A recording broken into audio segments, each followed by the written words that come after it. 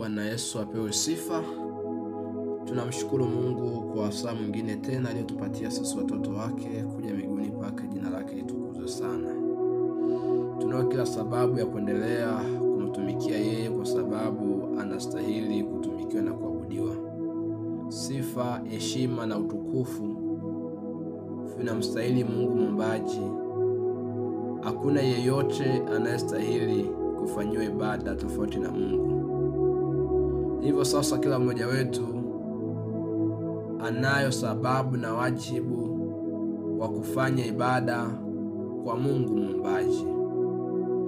Karibu katika jioni ya leo katika tafakuri ambayo inapatikana katika mwongozo kujifunza Biblia kwa lugha iliyozoeleka sana, inaitwa lesoni. Leo ikiwa ni Septemba 28, 2025. Somo letu lina kichwa kinachosema Musa mpya. Musa mpya. Basi kabla tujaendelea tuombe. Baba yetu, rafiki yetu, jina lako litukuzwe sana. Tunakushukuru kwa jinsi ambavyo unatupenda, jina lako lihimidiwe. Tunahitaji msamaha wa dhambi na makosa yetu. Asante kwa sababu umetusamehe, jina lako litukuzwe sana. Roho yako Mtakatifu awe pamoja nasi kuanzia sasa na hata milele, ili aendelee kutunganisha sisi na wewe kwa ajili ya kuweza utukufu wa jina lako. Tukumbushe kufanya ibada mbele zako. Tukumbushe kutoa sifa mbele zako. Tunapoenda kuangalia mwongozo wa kujifunza Biblia kwa siku ya leo, tunahitaji uongozi wa Roho Mtakatifu. Tunakualika pamoja nasi, ni katika Yesu Kristo. Amina. Ndugu zangu, tunao kila sababu pia kuendelea kujirisha neno la uzima ili kusudi tuendelee kuwa hai kiroho.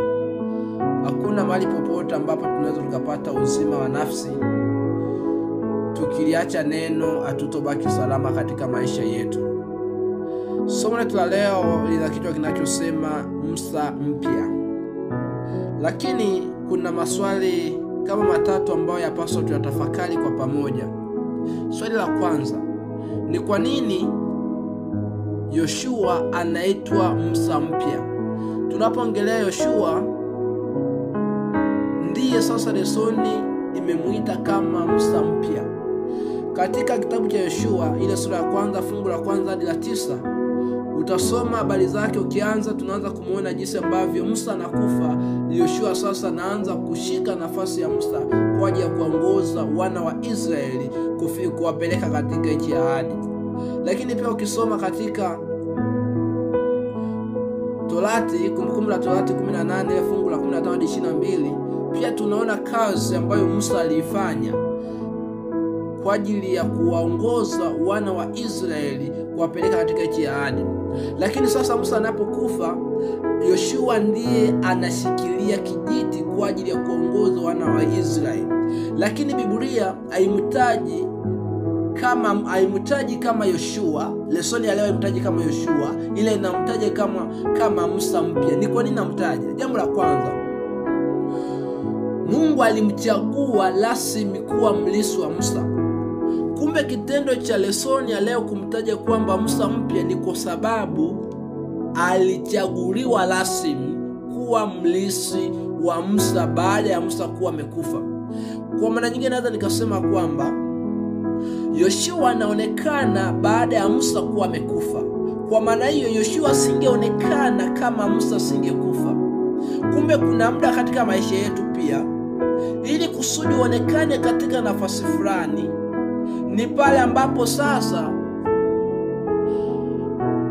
utakuwa umepitishwa katika mazingira fulani.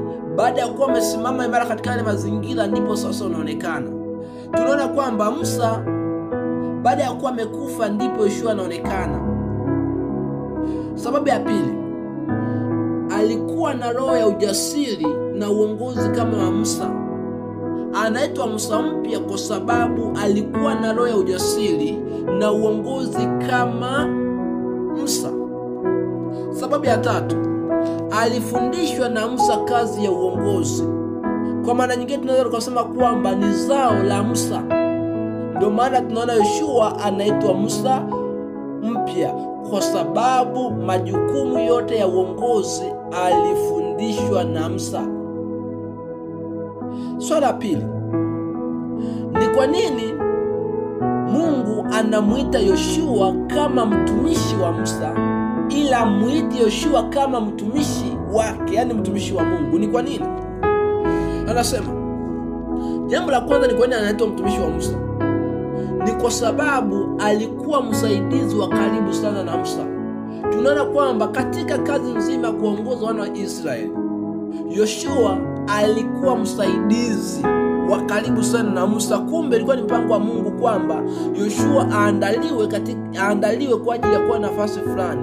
Kumbe katika maisha yetu kama sisi viongozi, tunao wajibu na nafasi ya kuandaa watu walioko nyuma yetu ili kusudi siku moja na wao wawe viongozi katika nyadhifa fulani. Wazee wa makanisa mahali popote mlipo, makarani na wazini na wachungaji, ni wajibu wetu wa kuandaa viongozi pia. Tunamuona Musa anamwandaa Yoshua kuwa kiongozi atakayeshika nafasi yake. Kwa sababu ya pili, alitumika chini ya mafunzo ya Musa. Bwana Yesu apewe sifa. Alitumika chini ya mafunzo ya Musa. Yaani Musa ndiye alikuwa akimwelekeza hatua baada ya hatua. Alikuwa akimfundisha matakwa yote ya uongozi. Alikuwa akimfundisha mbinu zote za uongozi na ujasiri wote wa uongozi. Ndio maana tunaona Mungu anamuita mtumishi wa Musa, ni kwa sababu amefuriwa na Musa kufaa katika uongozi. Ndio maana Mungu anamchagua, ni kwa sababu tayari ameshatengenezwa. Kile jambo jingine ambalo pia anajiuliza, swali la tatu, ni hili: ni kwa nini Mungu anamwambia Yoshua kwamba aishike Torati aliyoamuliwa na Musa? Je, Torati ilikuwa ni ya Musa? Je, kwa nini Mungu asiseme kwamba shika Torati yangu, lakini anamwambia kwamba shika Torati iliyoamuliwa na nani? Na Musa. Ni kwa nini? Anasema ni kwa sababu sasa Torati ilikuwa msingi wa uongozi wa maisha ya taifa la Israeli. Yaani Torati ilikuwa ni msingi wa uongozi wa maisha ya taifa la Israeli. Sababu ya pili, ilikuwa ishara ya maelekezo ya kazi ya Musa. Kumbe Musa alikuwa akifanya kazi kwa maelekezo ya Torati. Kwa maana hiyo sasa hata Yoshua pia alitakiwa kufanya kazi kwa maelekezo ya Torati. Ndio maana Mungu anamwambia kwamba uishike Torati ya Musa. Kwa nini? Ni kwa sababu atakapoishika Torati kuna ushindi, lakini akiacha Torati hakuna ushindi na hakuna mafanikio katika uongozi wake. Lakini sababu ya tatu, nguvu na mafanikio yake yalitegemea utiifu wa Torati. Yaani asingeweza kufika popote na asingeweza kufanikiwa katika uongozi wake ikiwa angeipuuza Torati. Ndio maana Mungu anatoa kwa msisitizo. Hata sisi leo viongozi, yapaswa tuifanye Biblia kuwa kiongozi. Tukiacha Biblia hatutaona mafanikio. Hatupaswi kutumia elimu. Ni kosa sana kutumia elimu ulionayo, kutumia uelewa ulionao. Yapaswa tutumie Biblia kama mwongozo wa uongozi, kama ambavyo Mungu anamwamuru pia Yoshua aitumie ile Torati kama msingi wa uongozi. Sababu nyingine, Torati iliwatambulisha Waisraeli kama taifa takatifu.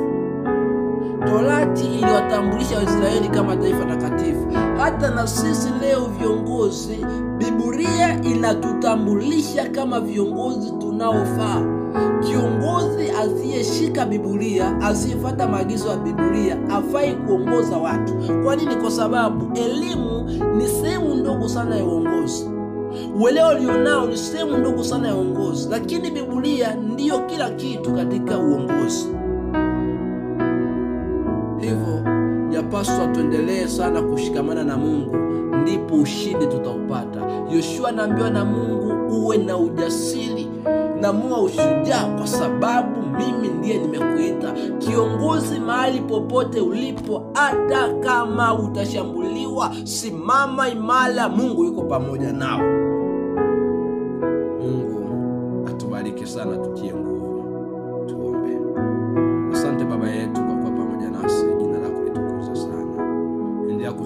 nasi hatua baada ya hatua, siku baada ya siku. Kikubwa tufundishe jinsi ya kunyenyekea kwako. Ni katika Yesu Kristo. Amina.